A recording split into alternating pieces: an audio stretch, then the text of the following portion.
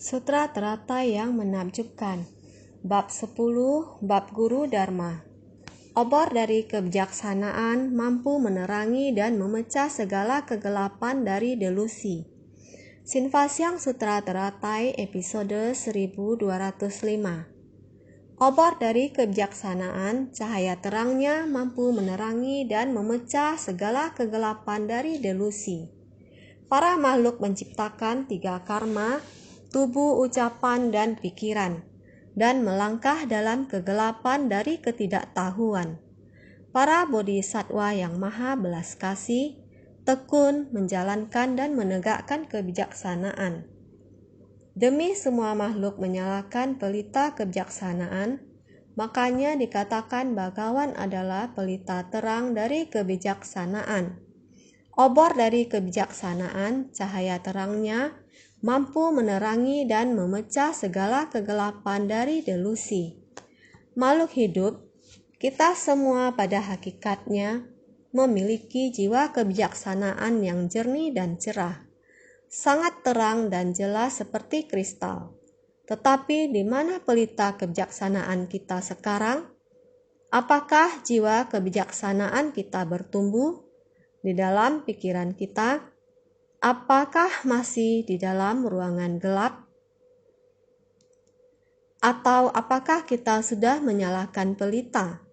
Sekalipun itu lilin kecil atau lampu kecil, sebenarnya apakah kita sudah benar-benar menyalakannya? Hanya kita sendiri yang mengerti.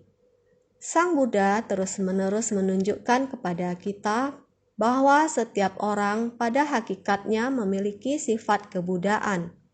Kita juga harus menghormati diri sendiri.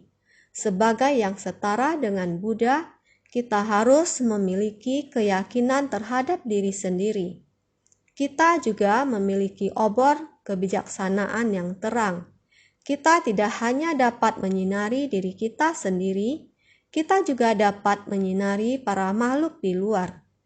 Agar orang-orang karena sebuah lampu dapat menyalakan cahaya yang tidak terbatas. Bukankah itu yang dikatakan Sang Buddha kepada kita?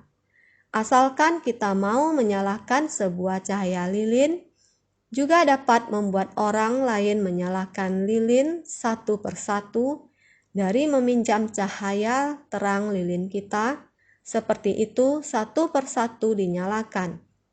Bertanya pada diri kalian sendiri, apakah ada mengurangi terang cahaya lilin Anda? Para murid menjawab, tidak, cahaya lilin tetap seperti itu. 10 lilin dinyalakan, ratusan lilin, jutaan lilin dari tempat ini kemudian membagikan cahayanya keluar. Sang Buddha kemudian bertanya, apakah daerah sekitar ini ada lebih terang? Ada, jauh lebih terang. Api yang menyala dari sebuah lilin bisa menerangi satu ruangan gelap. Apakah cukup? Tidak cukup, masih membutuhkan lilin dari banyak orang. Dia masih belum dinyalakan. Dengan menggunakan cahaya lilin ini, seperti ini cahaya diteruskan ke yang lain. Jutaan lilin semuanya dapat dinyalakan bersamaan. Dengan cara tersebut, ruangan gelap ini akan menjadi begitu sangat terang. Inilah yang dilakukan Sang Buddha. Meskipun obor kebijaksanaan batinnya jernih dan cerah, terang menyala juga berharap obor kebijaksanaannya ini bisa diteruskan kepada lebih banyak orang. Kita harus sangat bersungguh hati. Tahun 2016 ada melihat seorang anak di Amerika. Dia sangat khawatir bumi terus dirusak. Dia berada di kota Washington. Anak ini berumur 6 tahun. Suatu hari dia ke sekolah dan gurunya menayangkan sebuah video untuk ditonton oleh anak-anak. Video ini adalah tentang kondisi bumi yang sudah mulai rusak. Anak ini melihat bahwa di dasar lautan yang dimakan oleh ikan-ikan adalah sampah. Banyak pula tubuh ikan yang terlilit oleh sampah. Yang dimakan juga adalah sampah. Guru kemudian berkata demikian kepada anak-anak. Lihatlah, Bumi kita sudah dirusak. Di mana-mana ada sampah. Di pantai banyak sampah dan ketika ombak menyapu, maka sampah-sampah ini akan terbawa ke laut. Kemudian di dalam laut menjadi banyak sampah. Kemudian binatang laut mengira itu adalah makanan. Demikianlah memakannya. Ada yang terjebak dan terlilit oleh sampah. Juga kembali menayangkan video di mana menunjukkan bahwa bumi telah dirusak. Pohon di hutan terus ditebang. Ditebang untuk dijadikan rumah, ditebang untuk membuka jalanan. Banyak cuplikan video yang menayangkan perusakan lingkungan. Demikian diperlihatkan secara utuh kepada anak-anak. Nama anak yang berumur 6 tahun adalah Henry.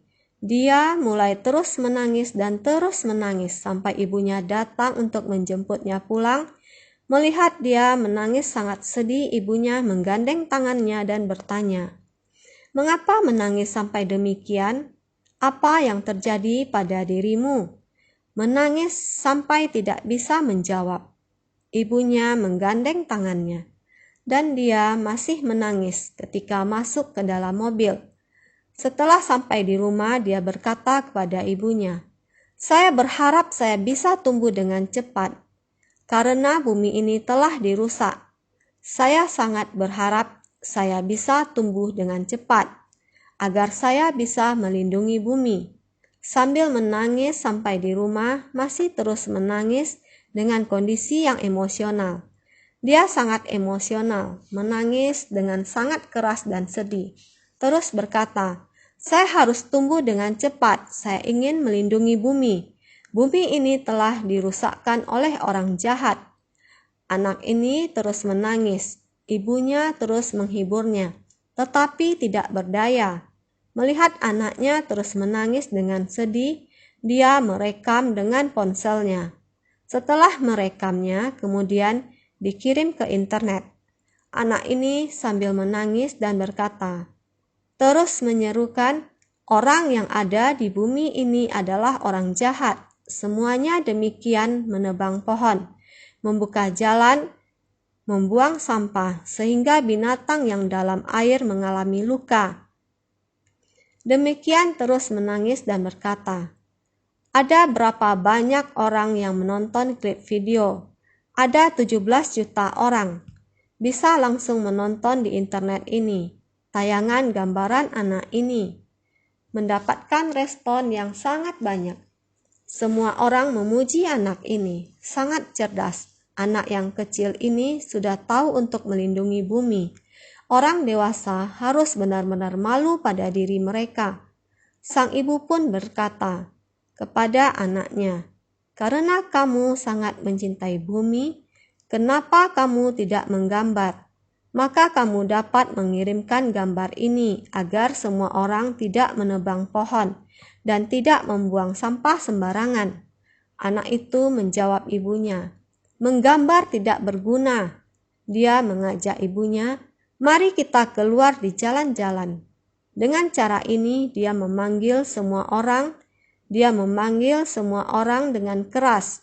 "Semuanya, jangan menebang pohon, jangan merusak bumi, jangan sembarangan membuang sampah." Dia berkata, "Saya sangat marah pada orang-orang ini. Orang-orang ini bodoh." Seperti orang hutan tersebut yang mengatakan hal yang sama dalam bahasa isyarat, katanya bodoh dan sangat bodoh. Dengan prinsip kebenaran yang sama, anak itu terus berteriak, memarahi orang karena begitu kejam untuk menghancurkan seluruh bumi dengan cara ini. Dia tidak sabar untuk segera tumbuh dewasa agar dia bisa melindungi bumi. Dia berkata, "Umat manusia benar-benar sangat mengerikan. Saya hanya bisa mengatakan mereka sangat bodoh." Orang dewasa dimarahi seperti ini oleh seorang anak. Lihat betapa menggemaskannya anak itu. Hati mereka belum tercemar dan sangat murni. Ini merupakan sifat dasar dari Tathagata. Setiap orang memiliki sifat murni. Sifat hakiki Tathagata tercemar oleh kekotoran dan keinginan. Dengan cara inilah kita menjadi tercemar. Gurunya berkata, seperti anak ini, dirinya memiliki hati yang begitu murni. Saat dia melihat video itu, dia termotivasi secara mendalam dan segera bertekad. Dia membangkitkan tekad untuk menyelamatkan bumi dan berharap agar cepat dewasa. Seruan ini terhadap keburukan umat manusia. Semua adalah orang jahat dan idiot. Walaupun dengan cara ini, orang dewasa dimarahi menjadi sangat kagum. Kemudian poster dibuat di mana-mana, menganjurkan pelestarian lingkungan. Poster pelestarian lingkungan disebar di mana-mana. Menyampaikan poster saja tidak bermanfaat dan anak ini mengatakan bahwa saya masih ingin bersama ibu saya turun ke jalan untuk menasehati semua orang untuk tidak membuang sampah. Lihat, walaupun dia memasang poster, dia masih mengatakan hal yang sama. Dia masih harus melakukannya. Tidak hanya menggambar untuk memasang poster, dia harus keluar melakukannya dan berharap ibunya melakukan bersamanya untuk menyerukan hal ini ke semua orang. Begitu lihat, langsung terpikirkan, kita manusia, apakah rela seperti ini? Apakah punya keberanian? Kita sekarang sudah mengetahui, bumi benar-benar sudah sakit, ada banyak krisis. Manusia berada dalam perubahan iklim ini. Tidak hanya manusia dan hewan yang mengalami krisis, bahkan tumbuhan seperti pohon, bunga, dan lainnya juga berubah. Terdengar ada yang mengatakan bahwa setiap tahun ketika hampir musim gugur, pohon mapel baru akan berubah menjadi merah. Sekarang pohon mapel sudah berubah menjadi warna merah. Sekarang Juni 2016 sudah mulai berubah menjadi warna merah. Ini karena perubahan iklim. Bumi, seluruh cuaca dan bumi bahkan pepohonan, rerumputan, bunga, kayu, dan lain-lain. Sudah tidak normal lagi. Saya juga mendengar Li Mutan Sece, anggota Komite Hualien, memberitahu saya demikian. Entah kenapa, di beberapa kebun sayur kita di luar, jagungnya pada kosong semua dan tidak ada bulirnya. Ada apa dengan cuaca ini? Semuanya seperti ini. Kalau dipikir-pikir, Hualien, kita hanya berpikir hujan.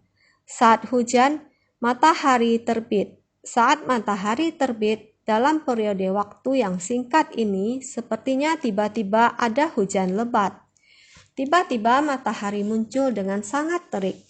Kita hanya merasa seperti ini, tetapi tanaman biji-bijian di dalam tanah, mereka juga sedang berubah. Coba pikirkan, ini adalah krisis bagi planet ini. Bukan hanya manusia, hewan, tetapi juga tumbuhan dan lain-lain. Biji-bijian juga sama. Iklim sudah tidak seimbang. Ada orang mengatakan, bila manusia tidak tunduk pada hukum alam, maka alam akan membalasnya dengan sepadan. Ini adalah kata-kata yang dikatakan orang zaman dulu. Sekarang yang kita rasakan, kita sudah melihatnya, orang dewasa juga demikian melihatnya. Juga sudah mengetahui semuanya. Menyuruhnya mengubah kebiasaan hidup sehari-hari. Apakah bisa diubah? Sangat sulit. Sahabat kecil, anak yang begitu kecil, mereka sangat sensitif. Sebentar saja sudah bisa menerimanya. Setelah menerimanya, tidak hanya menampakkan gejolak batinnya, juga ingin melindungi. Lihatlah, Henry ini baru berusia 6 tahun. Umur yang sekecil begini, anak yang begitu kecil. Hati yang ingin sekali melindungi binatang. Juga sering kita lihat anak-anak sekolah TK Malaysia setelah menerima pengajaran tekad yang kokoh bervegetarian. Lihat, sudah berapa tahun teguh ingin bervegetarian.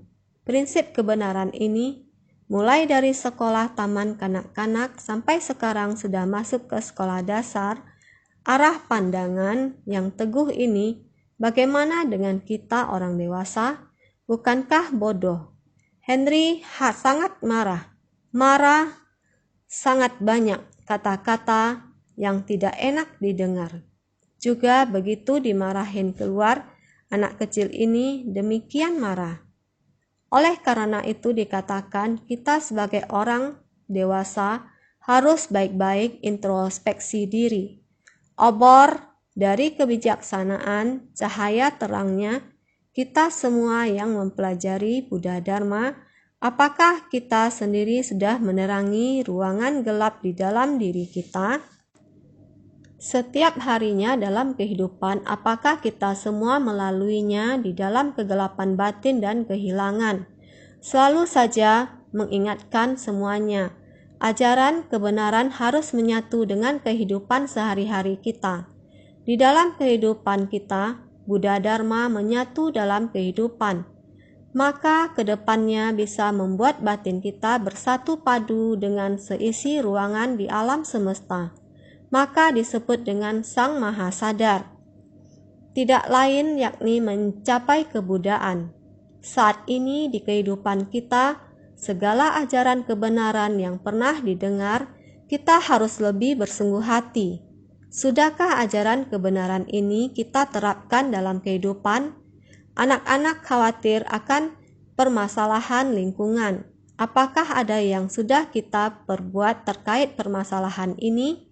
Apakah kita bisa merasakan kekhawatiran yang dirasakan anak-anak? Apakah kita bisa melaksanakan hal tersebut? Di Taiwan saja ada 6 juta botol termos yang dicolokkan sepanjang waktu. Jadi, jika digabungkan, konsumsi dayanya sangat besar. Berdasarkan perhitungan para ilmuwan, kita juga telah melihat datanya. Kita sering mengatakan, matikan lampu ketika tidak digunakan. Hal ini sangat penting. Inilah prinsip kebenaran, inilah tindakan kita, inilah hidup kita. Kehidupan kita, prinsip kita, dan tindakan kita. Apakah kehidupan, tindakan, dan prinsip ada dipadukan? Jika iya, itulah obor kebijaksanaan di hati kita. Ketika cahayanya menyala, kegelapan batin kita dengan sendirinya akan menjadi terang. Batin kita gelap karena kita tidak tahu apa yang kita lakukan. Benar-benar bodoh, tidak tahu sebenarnya ini benar atau salah. Jadi kita harus benar-benar bersungguh hati. Dharma Buddha tidak terpisah dari Dharma duniawi. Juga tidak terpisah dari kehidupan dan tindakan kita. Kita harus benar-benar bersungguh. Cahaya terangnya mampu menerangi dan memecah segala kegelapan dari delusi. Tidak sulit, hanya demikian saja. Semua ada dalam hidup kita. Jadi, para makhluk menciptakan 3 karma, tubuh, ucapan, dan pikiran, dan melangkah dalam kegelapan dari ketidaktahuan. Adalah karena kita makhluk hidup. Mengapa iklim bumi kita saat ini seluruh lingkungan sudah demikian rusak? Ini adalah karena ada begitu banyak makhluk.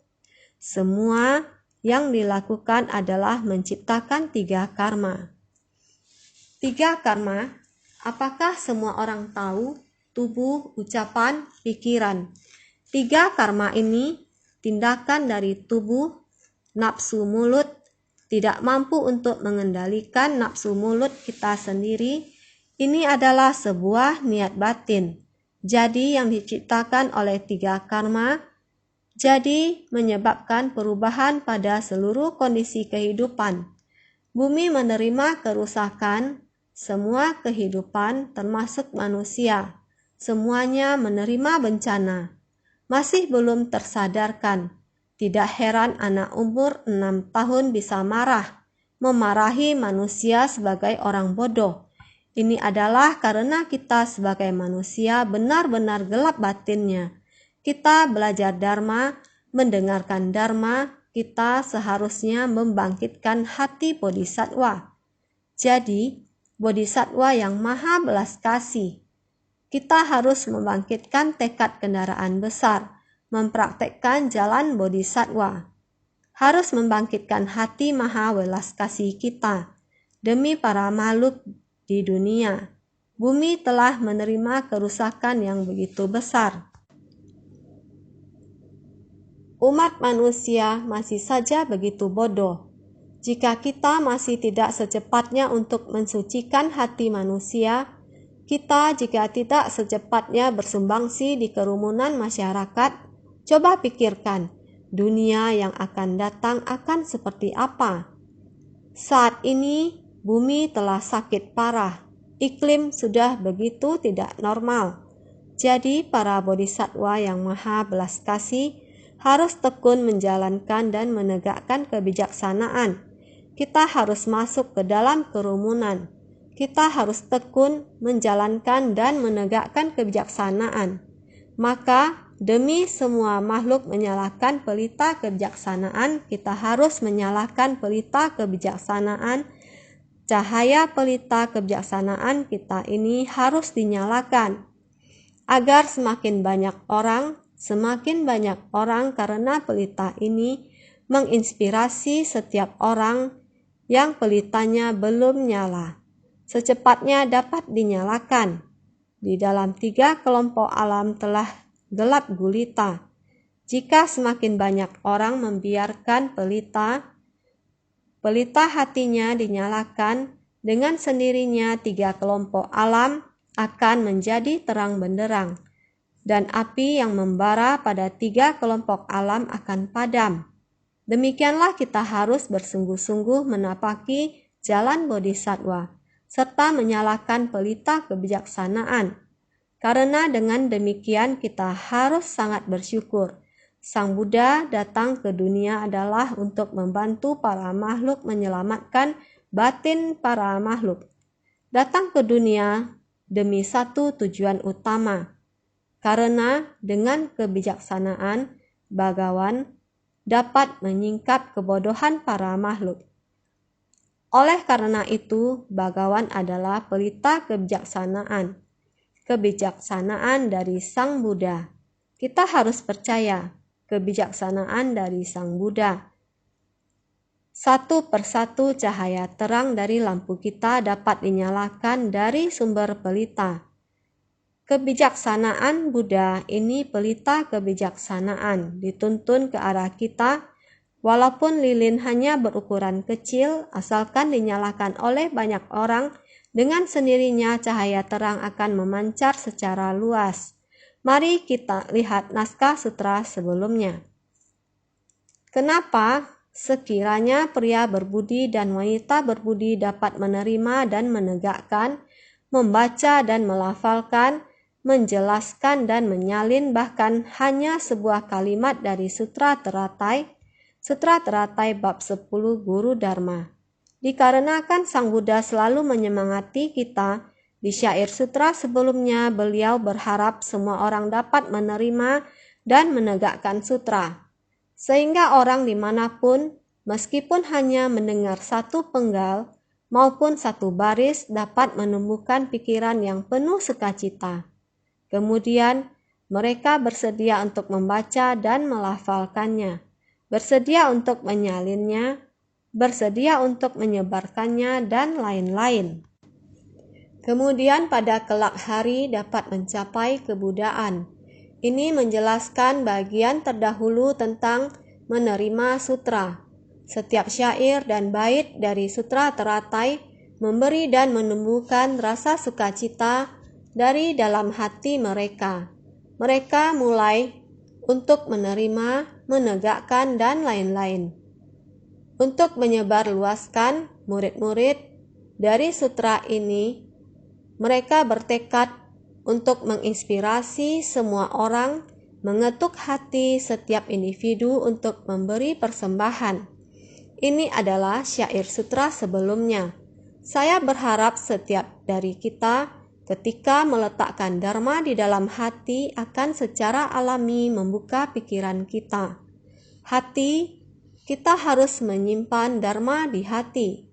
Jikalau seperti ini, cara hidup ada di dalam kehidupan kita, dan hidup kita akan terarah sendiri dengan aturan tersebut. Sangat alami, kita akan merubah kesalahan yang ada pada diri kita. Ini sangat penting. Naskah sutra selanjutnya demikian mengatakan, memberikan berbagai persembahan pada gulungan sutra berupa bunga, dupa, keyura, dupa bubuk, dupa salep, dupa bakar, tirai sutra, panji dan bendera, pakaian, musik, dan beranjali dengan hormat. Sutra Teratai bab 10, Guru Dharma. Memberi persembahan, kita memberi persembahan kepada Buddha, memberi persembahan kepada Dharma, tempat di mana ada sutra teratai. Kita harus memberi persembahan dengan sangat tulus. Memberi persembahan menunjukkan ketulusan, baik ketika Buddha masih berada di dunia atau setelah Buddha memasuki pariniwana. Tempat di mana terdapat sutra, layaknya Buddha berada di sana. Maka kita menunjukkan hati yang tulus. Maka kita akan memberikan berbagai persembahan. Ada berbagai macam bunga. Bunga dan dupa merujuk pada keharuman bunga. Karena India sangat panas, mungkin saja lingkungan tidak begitu bersih. Karena kondisi cuaca gerah, maka ada yang bau badan tidak begitu sedap. Maka harus mencari cara agar bagaimana tempat yang ada Buddha bisa tetap harum. Jadinya harus menggunakan bunga dan dupa, yaitu keharuman dari bunga dan rerumputan. Ada wangi dari bunga dan juga rerumputan untuk memperindah tempat tersebut dan akan menyingkirkan bau tidak sedap.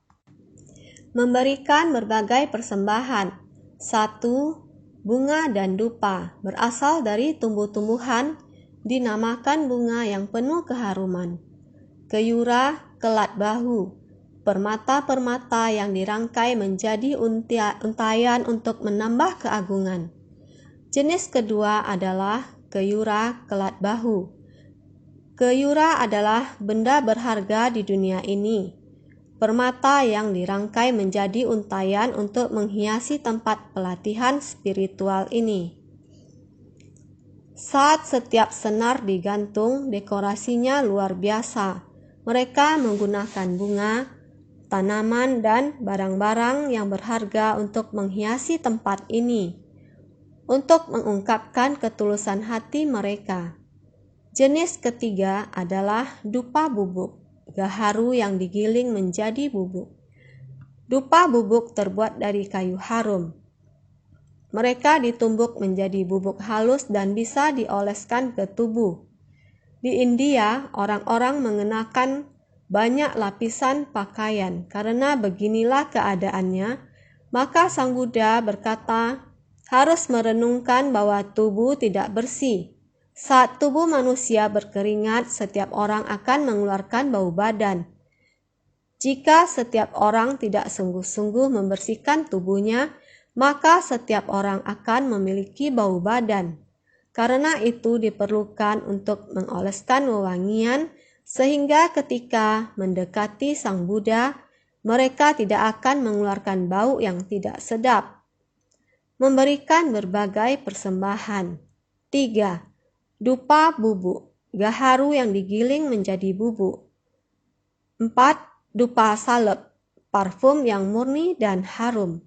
Dupa salep juga sama.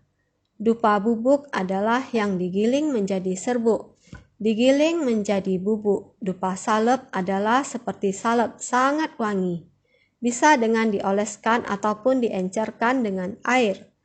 Air wangi ini dan lain-lain dioleskan seperti ini di tubuh atau disemprotkan ke sekeliling.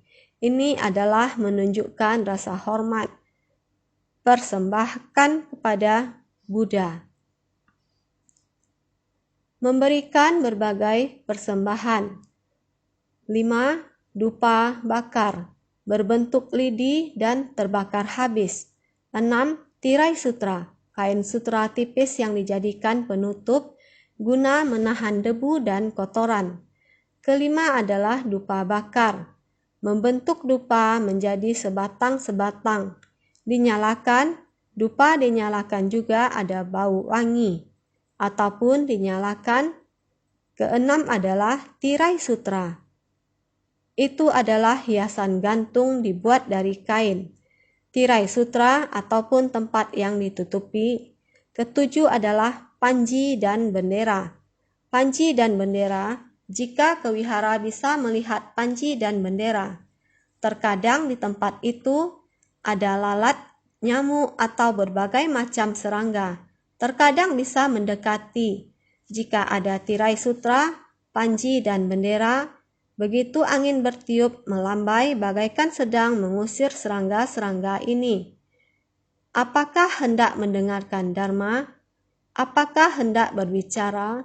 Maka akan sangat fokus. Memberikan berbagai persembahan. 7. Panji dan bendera, berkibar ke kanan atau ke kiri untuk mengusir burung dan tikus.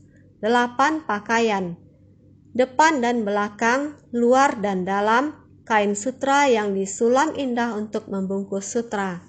Kedelapan, pakaian, karena semua orang ingin mengungkapkan rasa syukur dengan kain selain kanopi sutra dan umbul-umbul, juga bisa menjadikan pakaian sebagai persembahan.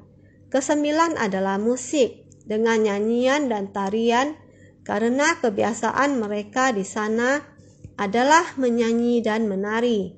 Ini adalah musik dengan suara dan gerakan. Mereka membuat persembahan dengan musik, nyanyian dan tarian, atau menyatukan telapak tangan beranjali untuk menghormati.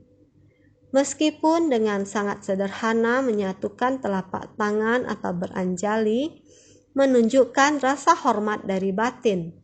Berlindung dan bersujud, penghormatan demikian ini semua adalah ungkapan ketulusan dan rasa hormat paling tinggi. Memberikan berbagai persembahan. 9. Musik, tarian dan memainkan alat musik. 10. Beranjali dengan hormat, berlindung dan bernamaskara guna menunjukkan ketulusan dan penghormatan paling tinggi. Jadi ada begitu banyak jenis persembahan. Ada persembahan material. Usahakan agar lingkungan dihiasi demikian agung. Juga adanya suasana yang harum. Ini memberi kepada Buddha dan Dharma untuk menunjukkan ketulusan rasa hormat dan bersumbangsi. Ini juga disebut persembahan. Ketika orang menyatukan kedua telapak tangan atau beranjali atau bersujud, ini juga merupakan persembahan. Inilah rasa hormat sebersit niat pikiran, ditunjukkan dalam penampilan.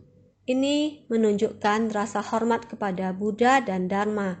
Selanjutnya, mari lihat naskah sutra.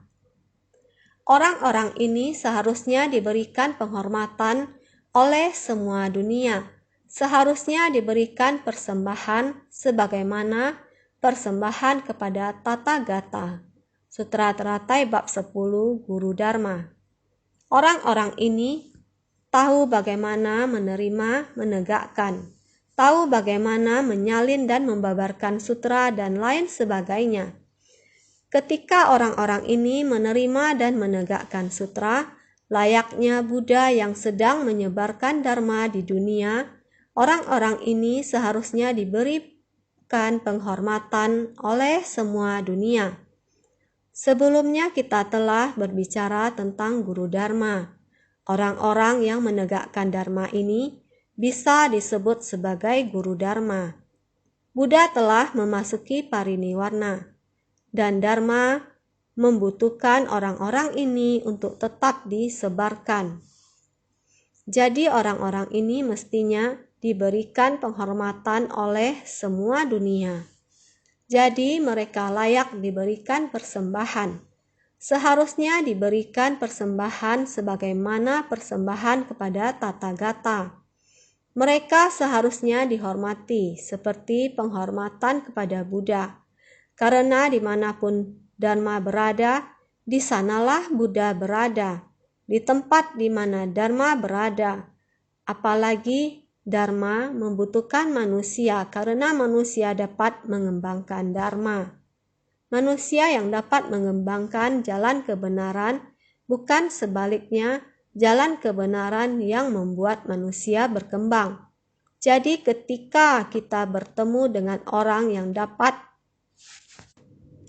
mengembangkan Dharma, kita harus menghormatinya. Seperti murid yang menghormati guru, inilah penghormatan kepada jalan. Demikian pula halnya dalam mendengarkan Dharma. Mereka yang bisa menegakkan Dharma bukan hanya menegakkannya, namun juga yang bisa membabarkan dan menyebarkannya. Orang-orang ini seharusnya diberikan penghormatan. Orang-orang ini seharusnya diberikan penghormatan oleh semua dunia. Seharusnya diberikan persembahan sebagaimana persembahan kepada Tathagata. Orang-orang pada kehidupan mendatang pasti akan mencapai kebudaan, jadi sekarang hendaknya diberikan persembahan sebagaimana persembahan kepada Tathagata. Orang-orang pada kehidupan mendatang pasti akan mencapai kebudaan.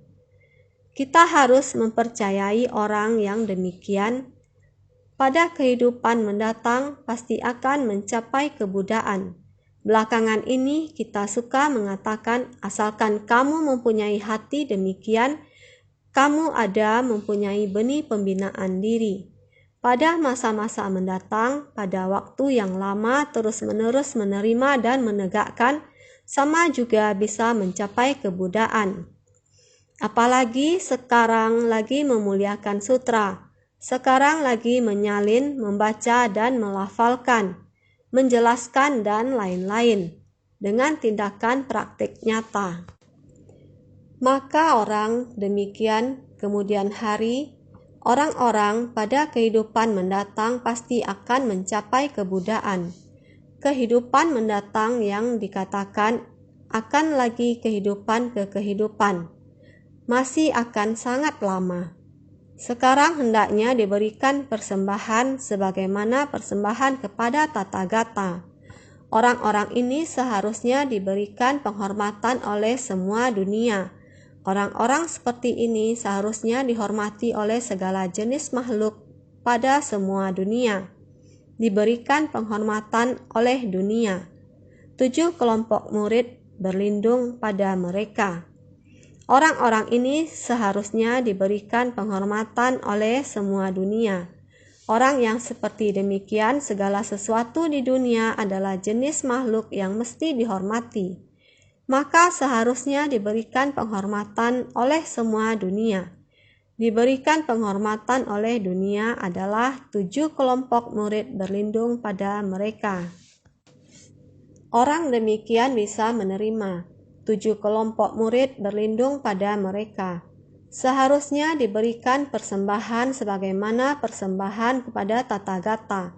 7 kelompok murid adalah 5 kelompok murid monastik, para murid perumah tangga. Semua sudah tahu, semua orang harus tekun memberi persembahan. Dharma yang bisa menerima Dharma kita harus hormati. Sehingga seharusnya diberikan persembahan sebagaimana persembahan kepada Tathagata. Pada zaman tiada Buddha, orang-orang ini mengisi kekosongan, mewakili Buddha dalam menyebarluaskan ajaran, jadi hendaknya diberikan persembahan sebagaimana persembahan kepada Tathagata.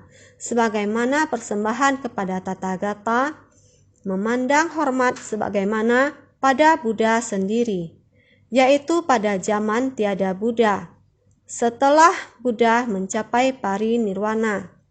Seperti demikian, ada yang datang menggantikan posisi, bagaimana menyebarkan sutra kendaraan besar, maka bisa menegakkan sutra, menyalin sutra, menulis sutra, membaca sutra, membabarkan sutra, menyebarkan Dharma dan lain-lain.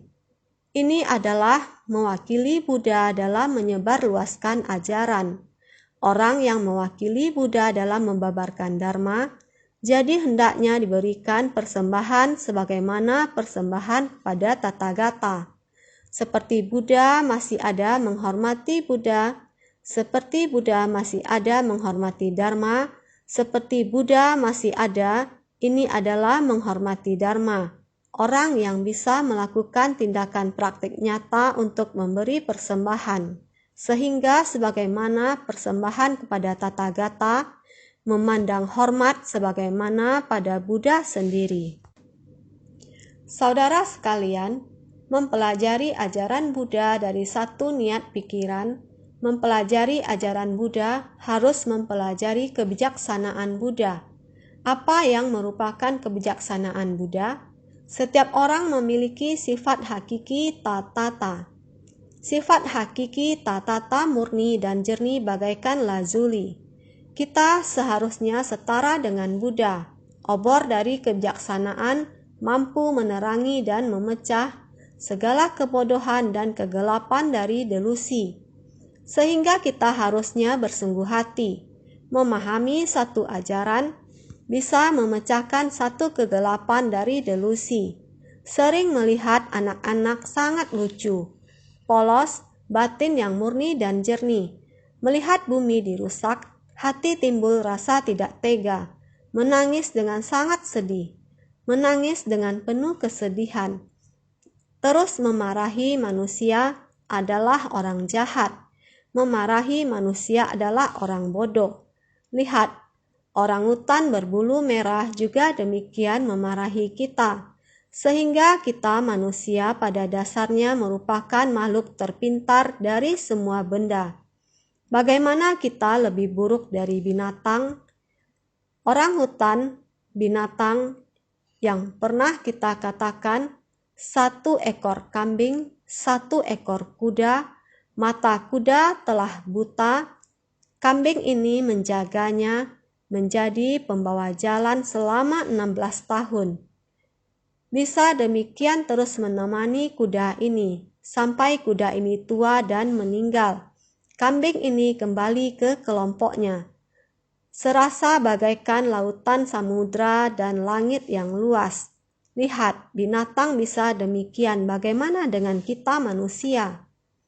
Sehingga berharap kita setiap orang mendengarkan Dharma dan menyerap ke dalam batin. Manusia merupakan makhluk yang memiliki inteligensi yang tinggi. Jangan meremehkan diri sendiri. Pada saat bersamaan, kita harus dengan hati setara untuk menghormati segala benda. Menghargai segala benda ini bergantung pada kita. Setiap orang harus senantiasa lebih bersungguh hati.